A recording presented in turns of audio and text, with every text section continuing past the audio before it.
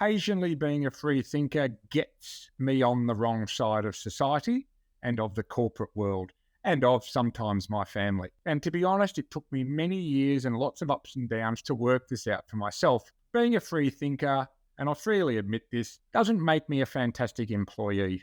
I was always thinking for myself and conjuring up new, and I thought, better ways to do things. And as I found out after a few years in the corporate world, about 10 or 12 years, many corporations and their bosses don't necessarily want nor seek free thinkers in their organisations. Mostly they desire foot soldiers, troops to do their bidding while staying in their lane. Now, unless you end up running the place and you're climbing that corporate ladder, that's just the way it is. And quite possibly, I guess, the way it needs to be. If you're in trading, your current path may be causing you some conflict with your trading journey, if this is you.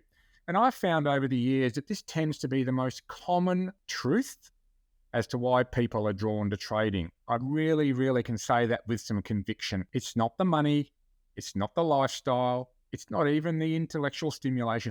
They're all factors and they're all important, yet it's overwhelmingly because deep inside many people, they seek freedom, true freedom of thought, free competition without interference, and a free life. And that's what trading offers. And that's why we love it so deeply, right? I hope you're with me on that. Trading offers free life, free competition, freedom of thought. And this is really where I hope to shine the light in today's discussion.